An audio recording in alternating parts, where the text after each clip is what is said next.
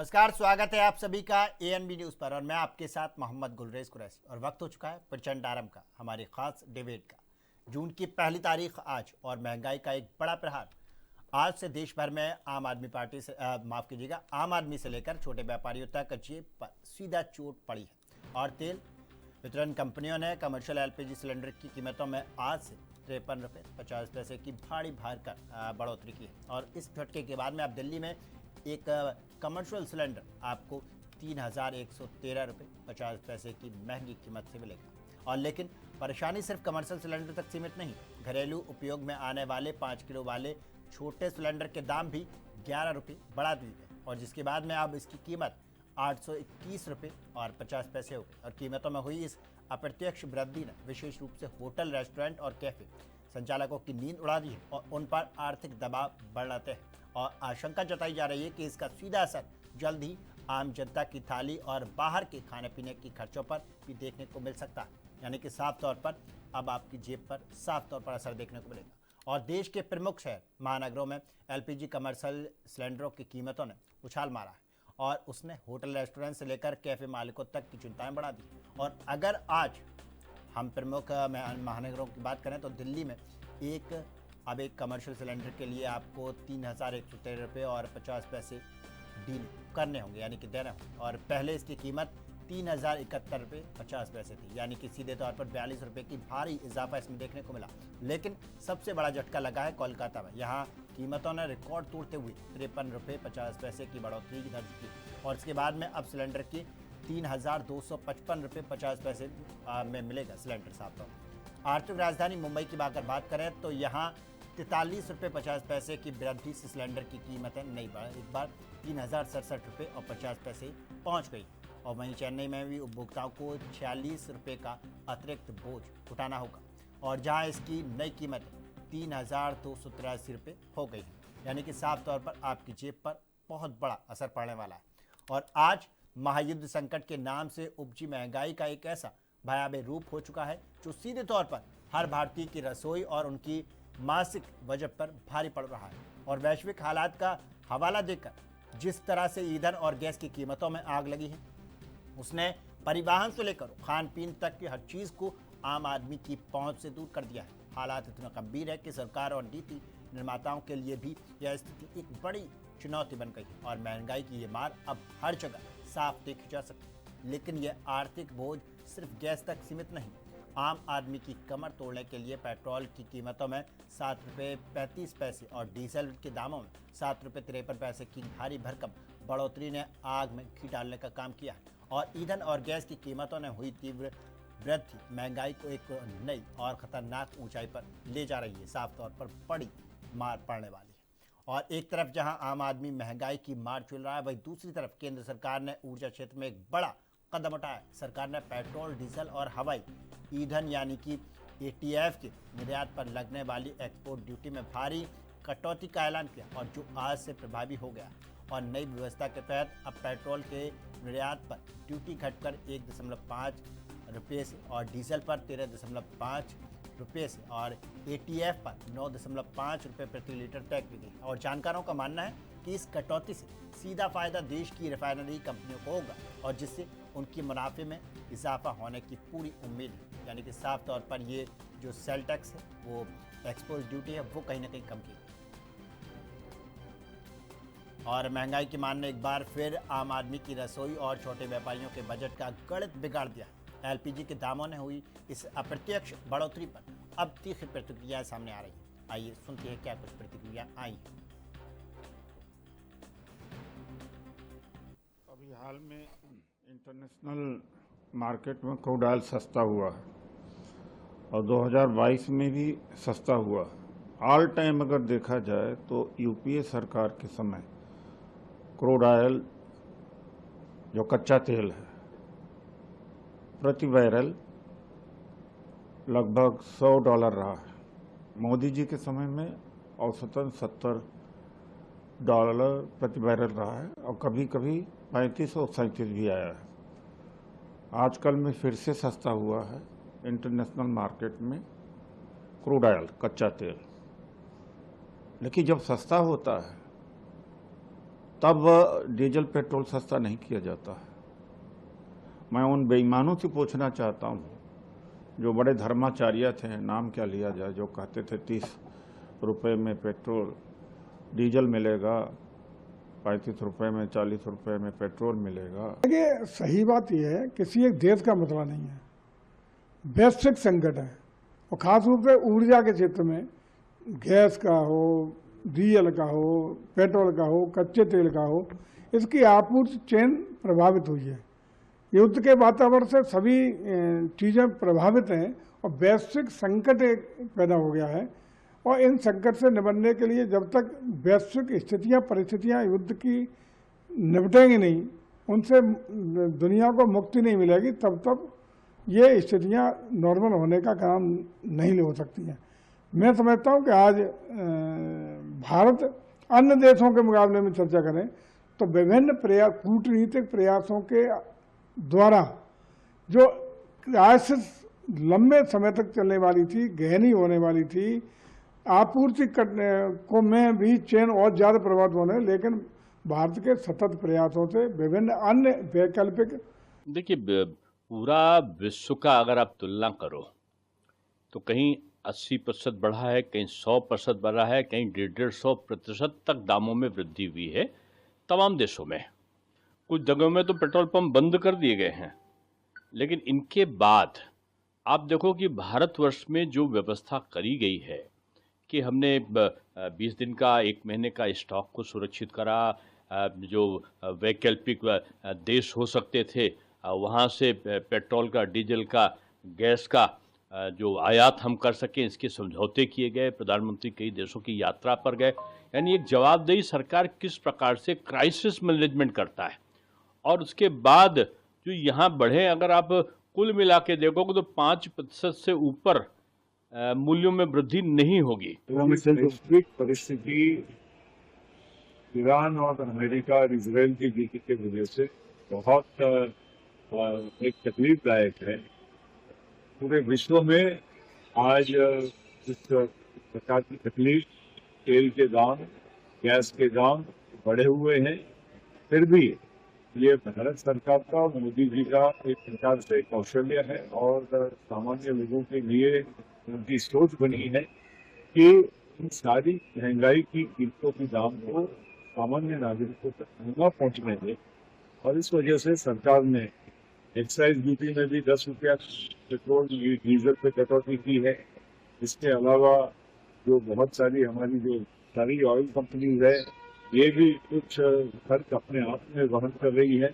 कहीं जिस तरह का एलपीजी के जो रेट बढ़ गए हैं, उसी तरह मतलब अपने डीजल पेट्रोल के भी भाव बढ़ गए हैं। तो देश की आर्थिक स्थिति थोड़ी कठिन है, डिफिकल्ट है। और अमेरिका ईरान के युद्ध से मतलब पूरा जो क्रूड ऑयल था, गैस था, आने के लिए काफी तकलीफ हुई थी। और इसीलिए मतलब हमारे सरकार ने पहली बार मतलब 12 सालों में पहली बार मतलब इतनी बढ़ोतरी की है। और महंगाई बढ़ रही बात सही है, लेकिन और कुछ दिनों के बाद महंगाई में कमी हो जाएगी।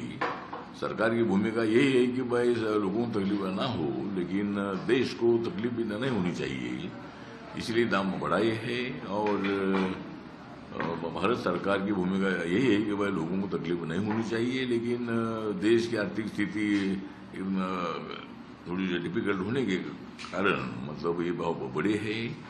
और कुछ दिनों के बाद भाव को कम करने के लिए जरूर भारत। और लगातार पेट्रोल, डीजल और अब कमर्शियल एलपीजी के दाम बढ़े हैं और आज इसी पर हम करेंगे आज चर्चा। और चर्चा में कुछ मेहमान हमारे साथ में जुड़े हुए हैं, मैं उनका परिचय आपसे कराता हूं। और अभिनव जैन हैं, भाजपा नेता हैं, और डॉक्टर शिवानंद हुलियालकर हैं, राष्ट्रीय प्रवक्ता हैं कांग्रेस के, और प्रोफेसर एपी तिवारी हैं, अर्थशास्त्री हैं। बहुत बहुत स्वागत है आप सभी का एएनबी न्यूज़ पर। और सबसे पहला मेरा सवाल अभिनव जैन आपसे। अभिनव जैन जी, आप किस तरह से देखते हैं, जैसे इलेक्शन के बाद ही क्यों दाम बढ़ते हैं? अगर ये युद्ध था, अगर युद्ध का असर दिखाई देता है तो फिर इलेक्शन से पहले भी युद्ध का असर दिखाई देना चाहिए था। तो इलेक्शन के बाद ही क्या ज़रूरी ही कि इलेक्शन के बाद ही ये चीज़ हो?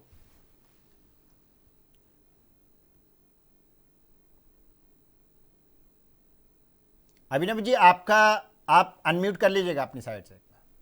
हाँ जी। जी। देखिए आपने सही पूछा। मैं इसके लिए ये बताना चाहूंगा कि जो वॉर है, जो युद्ध है, वो एंटिसिपेटेड नहीं होता। उसको पहले से पूर्व निर्धारित तरीके से नहीं पता चलता कि उसमें क्या समस्या आएंगी, वो कितना उठेगा, कितना दूर तक जाएगा, क्या उसके अंदर कॉम्प्लिकेशंस आएंगी। तो वो अपने हाथ में नहीं होता, ना कोई उसको प्रिडिक्ट कर सकता है। और जब भी कुछ ऐसा शुरू होती है तो किसी को नहीं पता था कि हार्मोन्स के ऊपर इस तरह से पाबंदी आ जाएगी, और पाबंदी आ भी जाएगी तो कौन कौन से देशों के लिए पेट्रोल आ पाएगा, कौन सो के लिए नहीं आ पाएगा। और ये तो हमारे आपको सभी को पता है कि भारत के अंदर पेट्रोल इतना नहीं होता है। जो हम लोग इसके लिए मेजरली अपनी जो हमारी जरूरत है वो हम बाहर से इंपोर्ट करते हैं। और आपको तो पता होगा कि जो पेट्रोल जिन कंट्रीज में निकल रहा है, जो कि इसी कतार है, मिडिल ईस्ट, ये जितने भी कंट्रीज हैं, वो खुद जिनके यहाँ पेट्रोल है वो खुद कितने क्राइसिस में आ गए। तो ये इसमें और कहां कहां तक जो है ड्रोन से हमले हुए। जो बड़ी सेफेस्ट कंट्री मानी जाती थी वहां भी पेट्रोल तो एक अलग बात है, वहां पे जनजीवन भी असुरक्षित हो गया।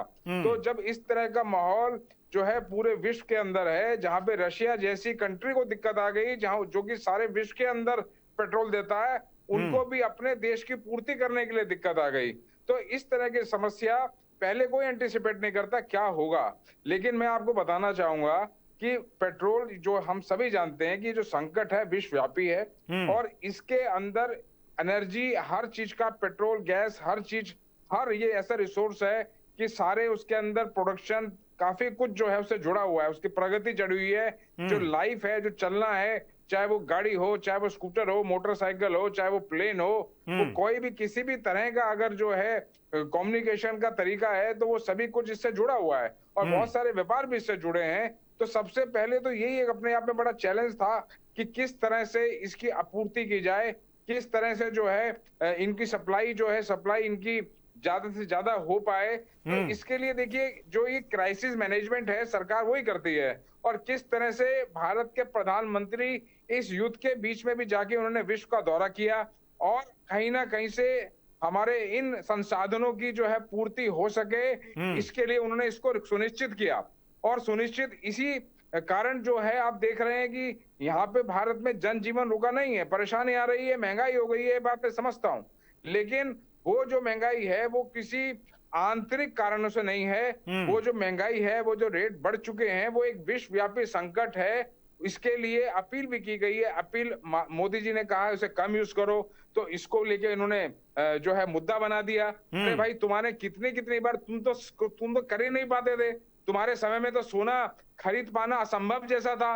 और ये मोदी जी का, भारतीय जनता पार्टी का जो कार्यकाल है, जहां पर विकसित हो रहे हैं, जहां पे एक विकसित राष्ट्र का सपना देखा जा रहा है, जहां पर कहीं ना कहीं जीडीपी बढ़ रही है, इनकम बढ़ रही है, वहां पे इस तरह का आज के दिन जो है, सभी लोगों ने, जिनके पास एक गाड़ी थी उन्होंने 2 खरीदी होंगी, जिनके पास अपने संसाधनों से, अपनी मेहनत से और सरकार की नीतियों से इकोनॉमी को डेवलप बिल्कुल किया गया है। अभिनव ये हम जैन सभी- जी, बिल्कुल रुकते हैं एक छोटे से ब्रेक के लिए। ब्रेक के उस पार भी हम चर्चा को जारी रखेंगे।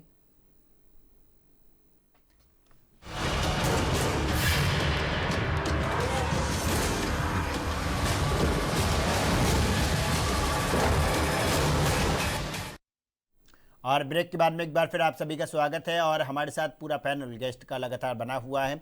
और मैं जानना चाहूँगा, कांग्रेस प्रवक्ता है हमारे साथ में डॉक्टर शिवानंद हुल्यालकर।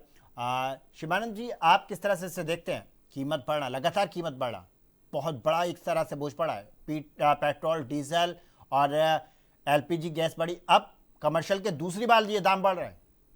तो साफ तौर पर अगर कोई व्यक्ति रेस्टोरेंट में खाना खाने जाता है तो साफ तौर पर वहाँ पर महंगा खाना मिलेगा। तो ये आम जनता की जेब पर सीधे तौर पर असर पड़ेगा इसका। गुड आफ्टरनून पूरा पैनलिस्ट को नमस्कार, सर को भी नमस्कार। देखिए, देश के प्रधानमंत्री नरेंद्र मोदी 2014 से लेकर 2026 तक अलीबाबा 40 और पार्टी बना के बैठे हैं। गौर, गरीब, दलित, पिछड़े, आदिवासी, किसान, युवा, युवती के बारे में कोई लेना देना नहीं। 2 करोड़ नौकरी तो नहीं दिया, 15 लाख रुपए तो दिया नहीं। फ्रॉड ऑफ गवर्नमेंट है, चुनाव चोरी करके नाम नरेंद्र, काम सरेंडर। देखिए, पेट्रोल, डीजल तीसरी बार प्राइस बढ़ गया। मैं महाराष्ट्र पुणे से आता हूँ सर।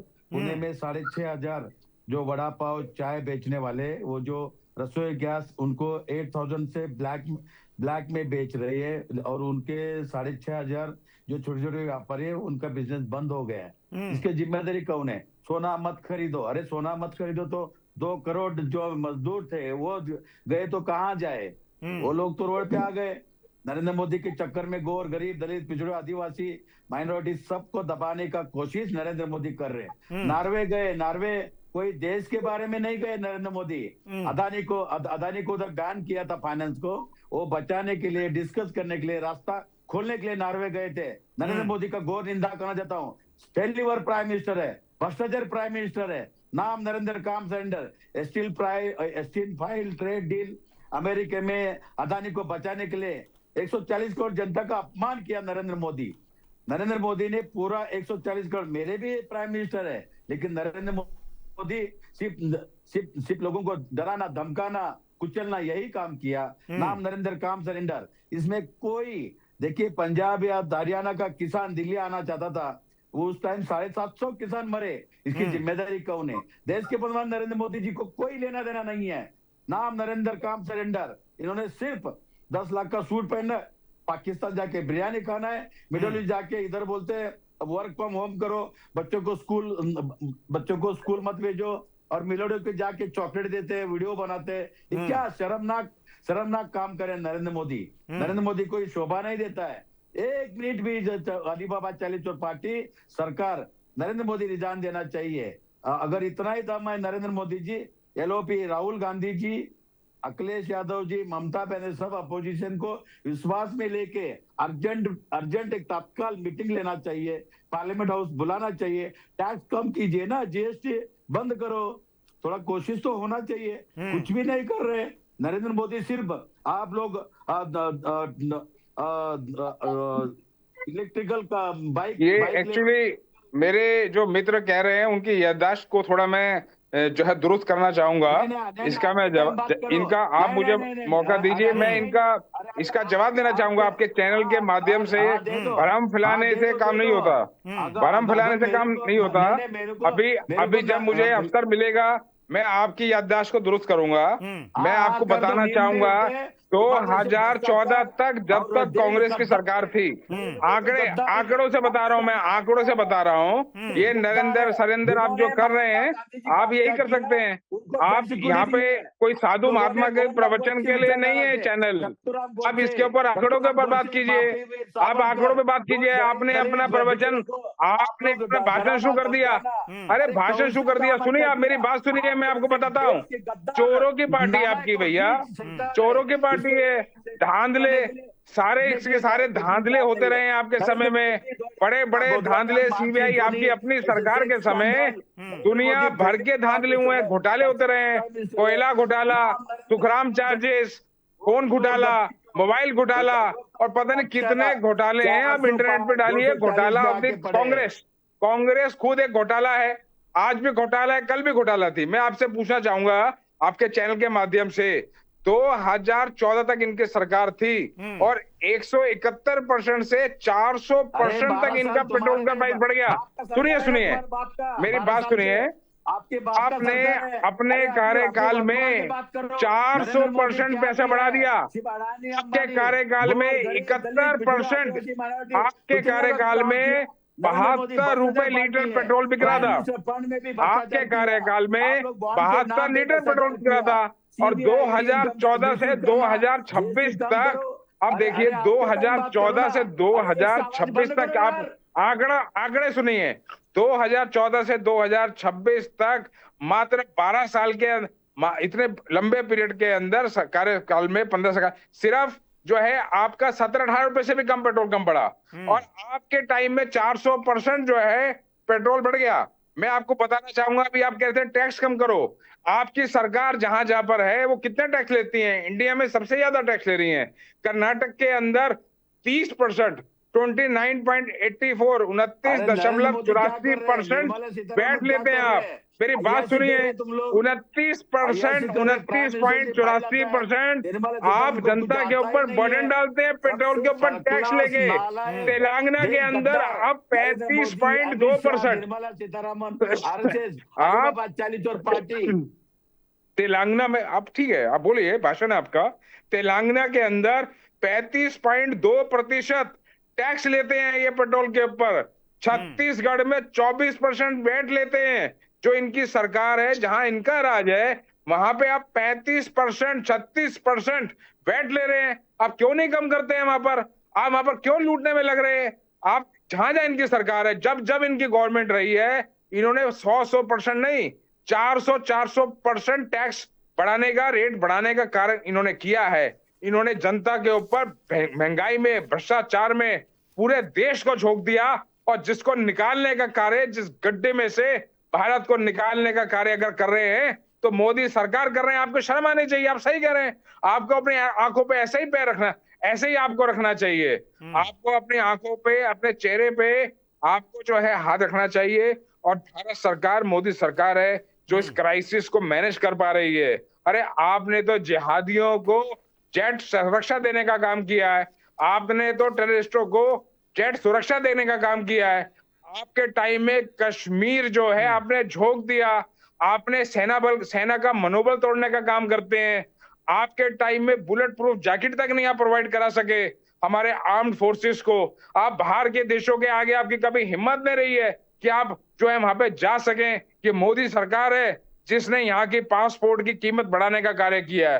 ये मोदी सरकार है जिसने विश्व के अंदर भारत का झंडा, परचम लहराने का काम किया है। ये आप लोग हैं। आप कहते थे साहब नहीं नहीं ऐसे मत कीजिए, कश्मीर से 370 आप मत कीजिए, मिडल ईस्ट कंपनी सारी आपको पेट्रोल नहीं देंगी, आपके खिलाफ हो जाएंगी। इस तरह की एक दब्बू सरकार, इस तरह की एक चोर सरकार, इस तरह की एक कायर सरकार भारत को लीड कर रही थी, जहां आतंकवादियों को इन्होंने जो है उनके सराय माँ थे, उनके आपके कार्यकाल में उन्होंने सर उठा दिया। आपने ध्यान नहीं रखा पूरे देश का। और ये भारत सरकार है जहां पर कोई घोटाला नहीं है, जहां पर ऐसा कोई भी कार्य करने से कंपन हो जाती है। आसपास के देशों को पूरी तरह से जवाब देने का कार्य भाजपा सरकार ने किया है। सिंदूर ऑपरेशन के माध्यम से अंदर जा जाकर उनको ठोका है। आपकी तरह से पूछ लाने का काम नहीं करते।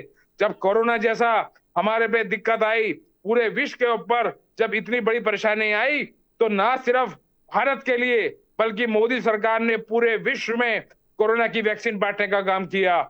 जब कभी भी इंटरनेशनल फॉरेन करेंसी और उसके एक्सचेंज की बात आई, तो ये भाजपा सरकार है जिसके समय में सबसे ज्यादा विदेशी मुद्रा का भंडार हुआ, सबसे ज्यादा यहाँ पर कार्य हुआ। ये कांग्रेस सरकार की तरह से नहीं है।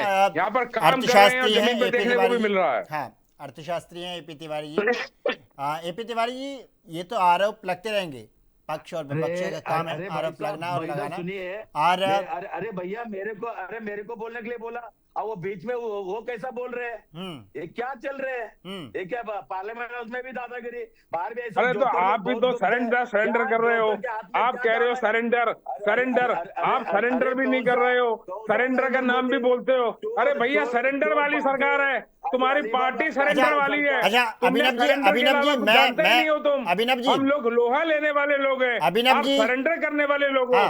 आपने विपत्तियों में हमेशा सरेंडर किया है और हमने हमेशा आगे आकर, हमारे कार्यकर्ताओं ने जमीन पे रह के काम किया है। कार्यकर्ता जमीन पे काम करता है, नेता पार्लियामेंट में काम करते हैं। अभिनव जी, मैंने आपको वक्त दिया, उस वक्त कोई नहीं बोला।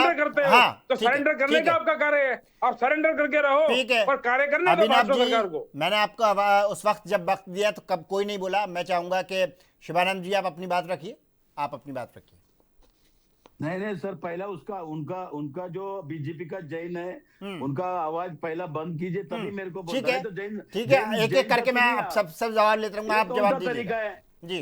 अरे भाई साहब, मैं क्या आज आता हूँ क्या? ये कौन सा तरीका है? मेरे को आपने क्वेश्चन पूछा, मैं आंसर दे रहा हूँ। ठीक है, आप दीजिए। जैन का आवाज और जैन का टाइम मैंने कुछ नहीं बोला। ठीक है, आप बोलिए। ठीक है, आप बात करिए। जैन बोकला नहीं किया, आवाज बंद आप करना चाहते हो। अभिनव जी, कैसे आवाज बंद होगी? ये आवाज हमारी भाजपा की नहीं है, बच्चे की आवाज है। अभिनव जी, आवाज बंद करना चाहते हो? अभिनव जी, मैंने आपको वक्त दिया, आपने अपनी बात रखी, आप आवाज बंद करके आप लोग करते रहे हो शासन जी। आप शिवानंद जी बताएं। शासन कार्यकाल निकला है। ठीक है, अभिनव जी, आवाज बंद, सबकी आवाज बंद। ठीक है, मैं चाहता हूँ जी, शिवानंद जी बताएं। देखिए, देश के प्रधानमंत्री नरेंद्र मोदी जी, कोई देश के बारे में कोई सोच ठीक नहीं है। नरेंद्र मोदी जब से आया, एक देश को पनौती प्राइम मिनिस्टर मिला है। नरेंद्र मोदी गद्दार है, अमित शाह जी गद्दार है, आरएसएस गद्दार है। देश के बारे में कोई सोच ठीक नहीं है। एक गौर गरीब दलित पिछड़ कितना दिन सर मरने का इनके नाम पे, आप ही बताइए कितना हालत में जा रहे हैं। अब पैसा तो देखिए, बिजनेस तो नहीं है। ये लोगों ने जीएसटी भी कम नहीं कर रहे। ये लोगों ने जीएसटी के वजह से 8.5 करोड़ पूरा इंडिया में बिजनेस बंद हो गए, छोटे छोटे व्यापारी। ये लोग सीबीआई, ईडी, इनकम टैक्स, मानता हूं ब्लैकमेलिंग किया। नरेंद्र मोदी ने धंधा खोल के बैठे। बीजेपी, आरएसएस, अलीबाबा, चालीस चौर पार्टी। अभी देखिए, देश के प्रधानमंत्री नरेंद्र मोदी सर्वदलीय बैठक बुलाइए, बड़े बड़े अर्थशास्त्रज्ञों को बुलाइए, डिस्कस कीजिए, कुछ तो सोल्यूशन निकलना चाहिए ना। ऐसा झगड़ा करके कुछ सोल्यूशन नहीं है। ये लोग रोड पे घूमे ना, इसको नंगा करके मारेंगे बीजेपी नेता कहीं मिला तो, क्योंकि गोर गरीब बहुत बहुत तकलीफ में है सर। हमारे पॉकेट से पैसा, जीएसटी का पैसा, टैक्स का पैसा नरेंद्र मोदी। ठीक है शिवानंद जी, हमारे साथ में और भी मेहमान है। मैं अभी डिबेट खत्म नहीं हो रही है, मैं और भी आपके पास आऊँगा जवाब लेने के लिए। प्रोफेसर एपी तिवारी जी, अर्थशास्त्री हैं। एपी तिवारी जी, आप किस तरह से देखते हैं पक्ष और विपक्ष का आरोप और पलटवार लगता रहेगा कि हमने कितना किया और इन्होंने कितना किया? अगर बात की जाए जिस तरह से दाम बढ़ रहे हैं, पेट्रोल डीजल के दाम बढ़े और आज कमर्शियल गैस सिलेंडर के दाम बढ़े, तो साफ तौर पर अगर आप रेस्टोरेंट पे खाना खाने जाते हैं तो वो महंगा होगा और थाली महंगी मिलेगी, हर एक चीज़ महंगी मिलेगी। तो इसका क्या असर देखने को मिल सकता है? देखिए, अर्थशास्त्र की बात करें तो जो ईंधन की कीमतों में वृद्धि हो रही है वो एक्सटर्नल शॉक की वजह से है या बहिर्जात कारक हैं, एक्सटर्नल फैक्टर्स हैं। ये वजह हुई, सप्लाई चेन बाधित हुआ है, स्वाभाविक तौर पर उसका इम्पैक्ट है कि दुनिया के अन्य देशों पर भी इसका असर जा रहा है और भारत पर भी इसका असर पड़ा है। अगर तुलना करें तो जैसे अमेरिका है, यूरोपियन यूनियन के देश हैं, उन पर इसका असर ज्यादा तीखा है, ज्यादा प्रबल है कह सकते हैं तुलना में भारत के। महंगाई दर भी अगर तुलना करें दुनिया के अन्य देशों से, भारत की महंगाई दर है वो कम है, ये यथार्थ है। एक बात तो रखना चाहूंगा कि अगर अप्रैल की जो खुदरा महंगाई दर है उसको लें तो उसको 3.8% आंका गया, जबकि जो होलसेल प्राइस या थोक कीमतें जिससे ली जाती हैं वो 8.3% नापी गई। अब जाहिर सी बात है कि ये तो अप्रैल की बात हुई, कीमतें बढ़ी हैं, लेकिन अगर कुछ पिछले सालों का अनुभव देखें, हाल के वर्षों का, तो हमने ये भी पाया है कि भारत में महंगाई दर ऋणात्मक जोन में भी रही है। लेकिन उस पर जाने की ज्यादा जरूरत नहीं। जरूरत इस बात की है कि ये जो हालिया वृद्धि हो रही कीमतों की, खासतौर पर ईंधन की, उसकी वजह जो है वो मिडिल ईस्ट में जो संकट है, वो वेस्ट एशिया का जो युद्ध का एक कहेंगे दौर चल रहा है लगातार, और उसमें अनिश्चितता की एक बात बनी हुई है, या जिसको बार बार कहा जाता है कि भू राजनीतिक अस्थिरता का दौर चल रहा है और उसका असर भारत पर भी कर रहा है। लेकिन कीमतें तेल की क्यों बढ़ाई जा रही हैं, इसे समझना पड़ेगा। अगर देखा जाए तो पेट्रोल की जो कीमतें हैं, जो कंपनियों को, सरकारी कंपनियों को लॉस हो रहा है, वो प्रति लीटर 13 रुपए का, और करीब मैं समझता हूं 40 रुपए से ऊपर का लॉस जो है वो डीजल को लेकर प्रति 1 लीटर पर। ऐसा क्यों हो रहा है? क्योंकि जो ग्लोबल प्राइसेस हैं, जो क्रूड की ग्लोबल प्राइसेस हैं, उनसे अगर कंपेयर किया जाए, जिन पर दी जा रही हैं, कह सकते हैं ये पेट्रोलियम चीजों को, खासतौर पे डीजल है, पेट्रोल है और गैस है, वो उसकी तुलना करनी पड़ेगी।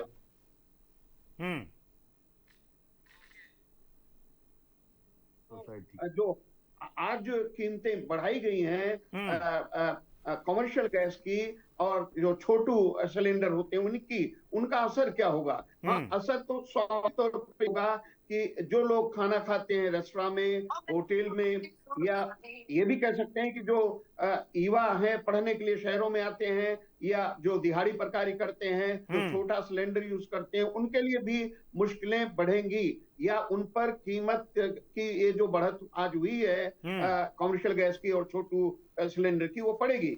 लेकिन बड़ी राहत की बात है कि जो घरेलू गैस है उसकी कीमतों में वृद्धि नहीं की गई है। मेरा ऐसा अर्थशास्त्र की दृष्टि से सोचना है कि एक बात ये आती है कि जो लोग, एक प्रतिस्थापन प्रभाव होता है, सब्स्टिट्यूशन इफेक्ट होता है।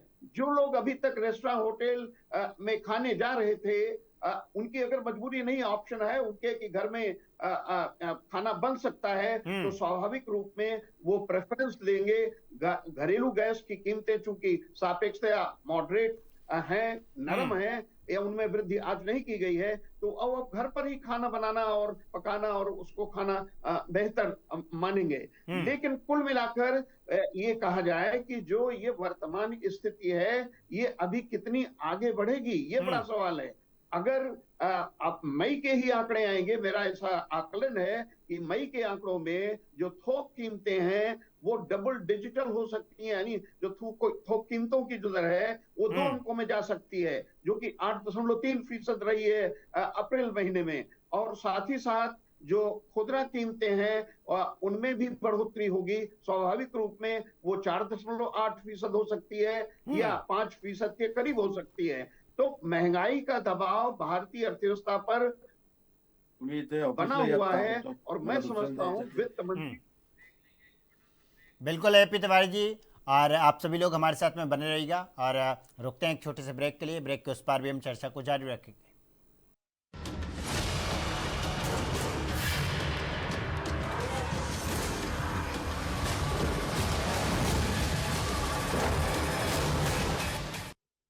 ब्रेक के बाद में एक बार फिर आप सभी का स्वागत है। और लगातार पेट्रोल और डीजल के दाम बढ़ रहे हैं, और अब एलपीजी सिलेंडर यानी कि कमर्शियल एलपीजी सिलेंडर के दाम बढ़े हैं। तो साफ तौर पर अगर आप और रेस्टोरेंट या किसी होटल में खाना खाते हैं तो आप एक बार रेट जरूर मालूम कर लीजिएगा, क्योंकि जिस तरह से रेट बढ़ रहे हैं तो साफ तौर पर आपकी थाली के जो रेट है वो बढ़ सकते हैं।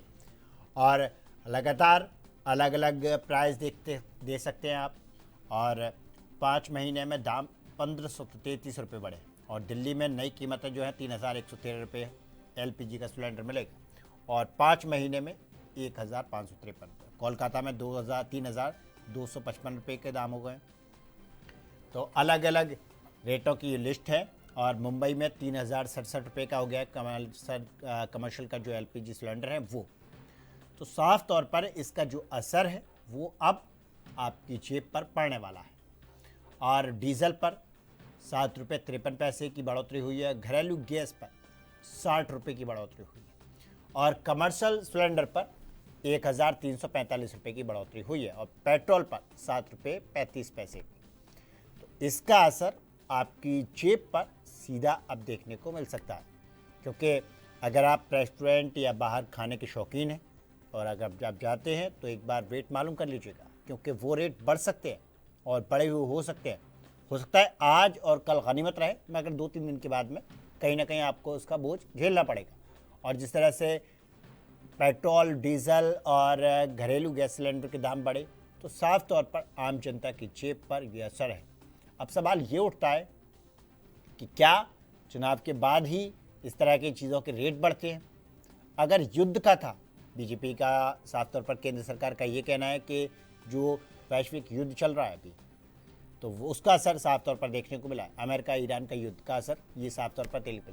पहला सवाल ये कि अगर वहाँ पर युद्ध का असर है तो इंडिया में कैसा असर? क्योंकि इंडिया के अच्छे ताल्लुकात हैं अमेरिका से और अच्छे संबंध हैं ईरान से, तो इंडिया के लिए तो लगातार जहाज़ आ रहे हैं। यानी कि परसों भी 3 तारीख में आने वाला है, 3 जून को भी कच्चे तेल का एक टैंकर फिर आने वाला है जहाज़। तो इंडिया के तो जहाज़ हॉर्मुज़ से लगातार गुजर रहे हैं और बहुत ही आसानी तरीके से गुजर रहे हैं। ऐसा नहीं कोई पाबंदी हो, इंडिया के जहाज़ गुजर रहे हैं। अगर इंडिया के जहाज़ गुजर रहे हैं तो फिर सामान्य तौर पर निकल के आ रहा है, फिर क्यों रेट बढ़ाए जा रहे हैं? अब दूसरा सवाल ये कि जिस तरह से इलेक्शन के बाद में बढ़े तो तो साफ तौर पर भी केंद्र सरकार का ये कहना हो जाता है कि वैश्विक स्तर पर जो युद्ध चल रहा है उसकी वजह से। क्या ये युद्ध इलेक्शन से पहले नहीं था? इलेक्शन से पहले भी ये युद्ध था, अभी क्यों रेट बढ़ाए गए? तो ये बहुत बड़ा सवाल उठ जाता है। अब इसकी जवाबदेही कौन तय करेगा? क्या जनता इसकी मार लगातार झेलती रहेगी? ये बड़ा सवाल उठ जाता है कि लगातार जनता इसकी मार झेलेगी।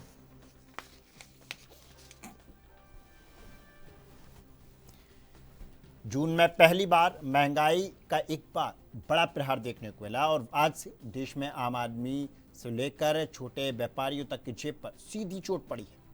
और तेल वितरण कंपनियों ने कमर्शियल एलपीजी सिलेंडर की कीमतों में आज से 53 रुपये 50 पैसे की भारी बढ़ोतरी करा दी है। और इस झटके के बाद अब दिल्ली में एक कमर्शियल सिलेंडर आपको 3113 रुपये 50 पैसे की महंगी कीमत के साथ मिलेगा। लेकिन परेशानी सिर्फ कमर्शियल सिलेंडर तक सीमित नहीं है और घरेलू उपाय में आने वाली 5 किलो वाले छोटे सिलेंडर के दाम भी 11 रुपये बढ़ा दिए गए और जिसके बाद में आपकी नई कीमतें 821 रुपये 50 पैसे हो गई और कीमत में नई इस अप्रत्यक्ष वृद्धि से विशेष रूप से होटल, रेस्टोरेंट और कैफे संचालकों की नींद उड़ गई और उन पर आर्थिक दबाव बढ़ा गया है और आशंका जताई जा रही है कि इसका सीधा असर जनता और जल्द ही आम जनता की थाली और बाहर के खाने पीने की चीज़ों पर देखा जा सकता है। अब देश के प्रमुख महानगरों में कमर्शियल एलपीजी सिलेंडर की कीमतों में जो उछाल आया है उसने होटल, रेस्टोरेंट से लेकर कैफे मालिकों तक की चिंता बढ़ा दी।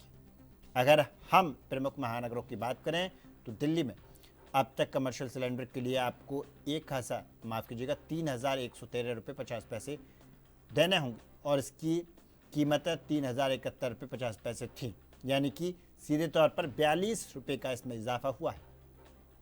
लेकिन सबसे बड़ा झटका लगा है कोलकाता में। यहाँ कीमतों ने रिकॉर्ड तोड़ते हुए 53 रुपये 50 पैसे की भारी बढ़ोतरी की है और इसके बाद अब सिलेंडर 3,255 रुपये 50 पैसे से मिलेगा। और आर्थिक राजधानी मुंबई की अगर बात की जाए तो यहाँ 43 रुपये 50 पैसे की वृद्धि के साथ में सिलेंडर की नई कीमतें 3,067 रुपये 50 पैसे पर पहुँच गई और वहीं चेन्नई में भी उपभोक्ताओं को 46 रुपये का अतिरिक्त बोझ उठाना होगा और जहां इनकी नई कीमतें 3,283 रुपये हो गई हैं। अब सवाल ये उठता है कि जिस तरह से लगातार कीमतें बढ़ रही हैं तो क्या इसका समाधान निकलेगा? क्या लगातार कीमतें बढ़ेंगी और जब युद्ध बंद होने के बाद में तो क्या ये कीमत फिर से डाउन होंगी? ये बहुत बड़ा सवाल है क्योंकि अक्सर आपने देखा होगा डीजल पेट्रोल के दाम एक बार बढ़ने के बाद में मुश्किल से ही नीचे आते हैं और आज महायुद्ध संकट के नाम से उपजी महंगाई का एक ऐसा भयावह रूप हो ले चुकी है जो सीधे तौर पर हर भारतीय की रसोई और उनकी मासिक बजट पर भारी पड़ रहा है। और वैश्विक हालातों का हवाला देकर जिस तरह ईंधन और गैस की कीमतों में आग लगी है उसने परिवहन से लेकर खाने पीने तक की हर चीज़ को आम आदमी की पहुंच से दूर कर दिया। हालात इतने गंभीर है कि सरकार और नीतियों और निर्माण के लिए भी यह स्थिति का बड़ी चुनौती बन गई है और महंगाई की यह मार अब हर जगह साफ देखी जा सकती है। लेकिन यह आर्थिक बोझ सिर्फ गैस तक सीमित नहीं है। आम आदमी की कमर तोड़ने के लिए पेट्रोल डीजल की कीमतों में 7 रुपये 35 पैसे और डीजल के दाम में 7 रुपये 53 पैसे की भारी भरकम बढ़ोतरी ने आग में घी डालने का काम किया है और ईंधन और गैस की कीमतों में हुई यह तीव्र वृद्धि महंगाई को नई और खतरनाक ऊंचाई पर ले जा रही है।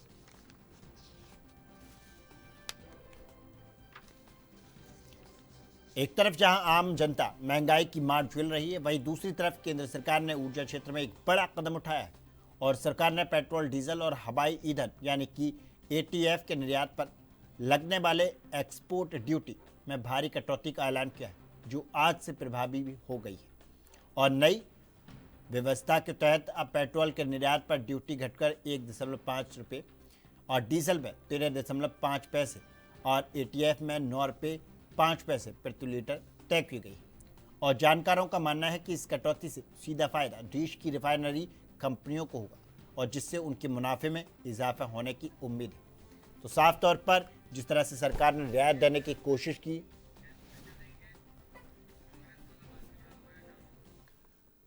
और लगातार हमारे साथ मेहमान हमारे साथ में जुड़े हुए हैं, हम रुक करेंगे। कांग्रेस के नेता हैं शिवानंद जी। शिवानंद जी, आप किस तरह से देखते हैं? जैसे हमने देखा और मालूम भी किया जब बीजेपी के हमारे नेता हमारे साथ में जुड़े तो हमने कहा कि जिस तरह से इलेक्शन के बाद ही क्यों कीमत बढ़ती है, उन्होंने कहा साफ तौर पर उनका कहना था कि ये वैश्विक युद्ध है उसकी वजह से हुआ है। अच्छा, ये इलेक्शन के बाद भी था और इलेक्शन से पहले भी था, तो इलेक्शन से पहले क्यों नहीं बढ़ाए गए?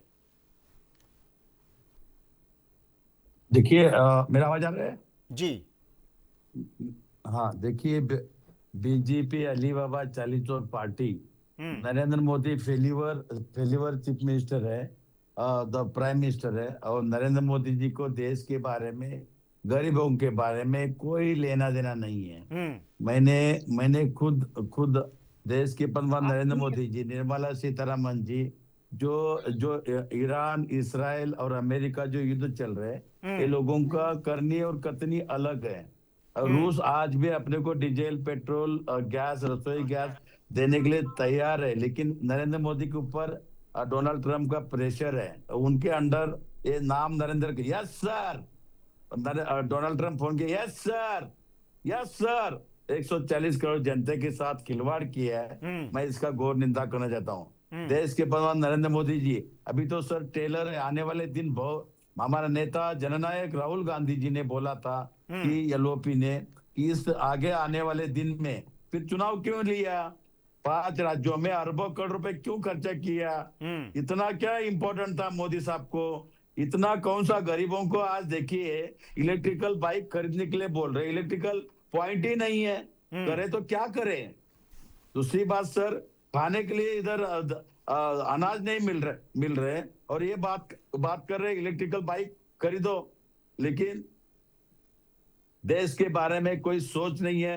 नरेंद्र मोदी जी जल्द से जल्द रिजाइन दीजिए, कोई तो तज्ञ आदमी को साथ मीटिंग बिठाइए, जैसे डॉक्टर मनमोहन सिंह साहब थे वैसे सबका तज्ञ लोगों को बिठा के सर्वदलीय बैठक लेना चाहिए। गौर, गरीब, दलित, पिछड़े, आदिवासी, किसान के जो भूखमरी चल रहे हैं, जो तकलीफ चल रहे हैं, इसका रोकने के लिए देश रसोई gas, petrol, diesel, sir petrol diesel 3 बार बढ़ गया।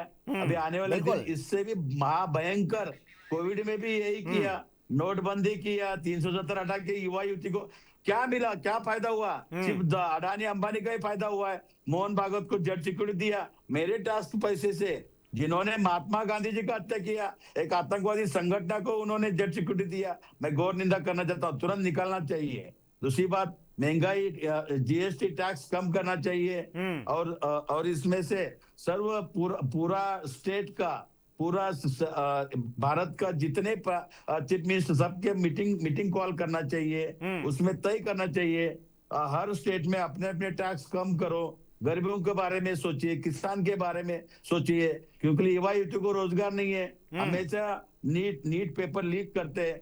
दूसरी बात, जब नरेंद्र मोदी 2014 से लेके 2026 तक जितने सब आरएसएस के वाइस चांसलर बैठा है, सब पैसा कमा रहे। मैं महाराष्ट्र पुणे में आता, पुणे में एक हवालदार और लेडीज है, वो लेडीज ने 700 करोड़ का धंधा किया है, पीवी कुलकर्णी करके, उन्होंने भी आरएसएस का कार्यकर्ता है, उन्होंने भी अरबों करोड़ रुपए, लातूर में मोटे गांवकर है, अरबों करोड़ रुपए सर डील हुआ है। और इसका जिम्मेदारी एजुकेशन मिनिस्टर तुरंत रिजाइन देना चाहिए, प्रधान जी। जब तक प्रधान जी रिजाइन नहीं देगा तब तक हम शांत नहीं बैठेंगे।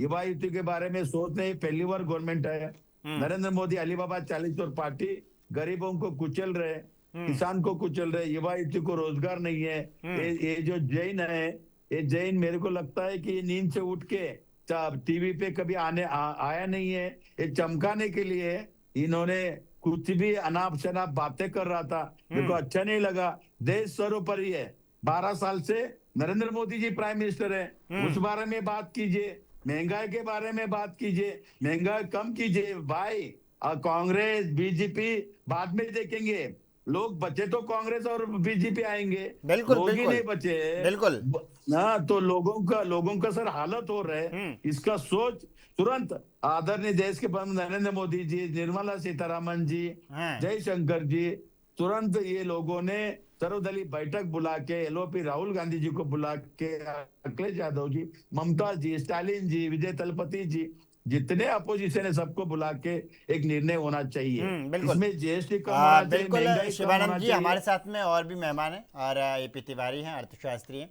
एपी तिवारी जी, जिस तरह से आज पेट्रोल उसके कमर्शियल के दाम बढ़े हैं सिलेंडर के, एलपीजी के, तो साफ तौर पर दूसरी तरफ अगर देखा जाए तो हवाई जहाज का जो ईंधन है उसका निर्यात पर जो एक्सपोज ड्यूटी लगती है वो सरकार ने ख़त्म करने का फैसला लिया और आज से वो लागू भी हो गई। तो क्या इसका असर देखने को मिलेगा कि जो एक्सपोज ड्यूटी घटाई गई है उसका असर कुछ राहत मिल सकती है लोगों को? देखिए, जाहिर सी बात है कि जब ईंधन की कीमतें बढ़ती हैं तो इससे ढुलाई लागतें बढ़ती हैं, उसका कैस्केडिंग इफेक्ट होता है, वस्तुओं और सेवाओं की कीमतें बढ़ती हैं और इसी तरह जो हवाई सेवाएं हैं वो कह सकते हैं कि जब रेट बढ़ता है या ईंधन की कीमतें बढ़ती हैं तो महंगी होती है और जब ड्यूटी में राहत दी गई है तो इसका सीधा असर ये होगा कि जो हवाई यात्रा करने वाले लोग हैं उनको इससे राहत मिलेगी और उनको एक रिलीफ कहेंगे इसमें मिलेगी। मैं जिस बात का उल्लेख पहले भी कर रहा था वो ये है कि जहाँ तक सरकार का संबंध है, सरकार का एक सरोकार है महंगाई को रोकना। उसका सबसे बड़ा एक कह सकते हैं कि और आधार ये है कि वित्त मंत्री ने स्वयं ये माना है कि सरकार के लिए महंगाई या इन्फ्लेशन एक गंभीर सरोकार का विषय है और इसके लिए विचार पूर्वक उस समुचित नीतियों को लागू करने के लिए कोशिशें होनी चाहिए। मैं समझता हूँ ये संकेत ये था कि अब जब जून में भारतीय रिजर्व बैंक मुद्रा नीति अपनी घोषित करेगा तो जाहिर सी बात है कि ये महत्वपूर्ण है। अगर मैं अर्थशास्त्र की बात करूं तो महंगाई को रोकने के 3 उपाय प्रमुख माने जाते हैं। उसमें मौद्रिक उपाय हैं जो भारतीय रिजर्व बैंक के स्तर पर संचालित होते हैं।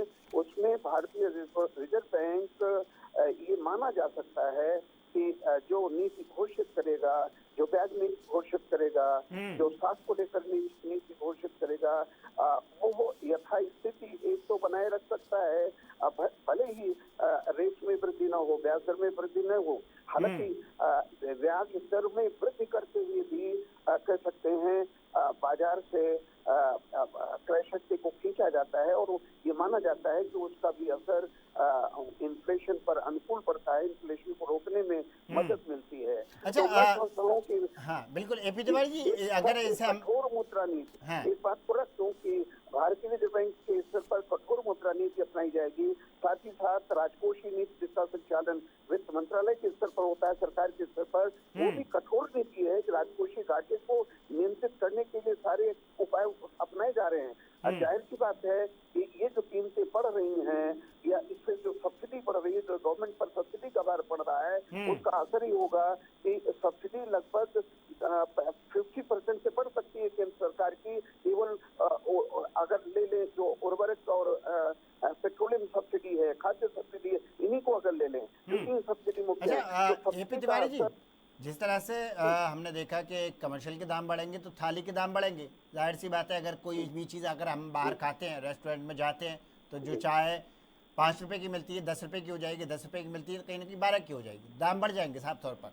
अगर पेट्रोल डीजल और ईंधन की जो हवाई ईंधन है इन पर अगर एक्सपोर्ट ड्यूटी कम कर दी जाती है तो क्या यातायात में कुछ कंसेशन मिल जाएगा? किसी टिकट पर अगर कोई मुंबई से बेंगलुरु जाता है तो उसमें कुछ कंसेशन मिलेगा उसमें? देखिए, एक दौर हुआ करता था जब एक्सपोर्ट के लिए फिस्कल इंसेंटिव या बजटीय इंसेंटिव दिए जाते रहे हैं 70 के दशक में। हालांकि जो एक सुधारवादी नीति थी उसमें से राजकोषीय जो प्रेरणाएं या राजकोषीय इंसेंटिव दिए जाते थे, एक्सपोर्ट इंसेंटिव दिए जाने लगे, उनको खत्म किया गया। लेकिन कोरोना के बाद का जो कालखंड था उससे आगे बढ़ती हुई थी, जब आत्मनिर्भरता की बात की गई, स्वदेशी कंपनियों को कहेंगे मजबूती देने की बात हुई और देश में ही विदेशी कंपनियों को न्योता दिया गया उत्पादन के लिए।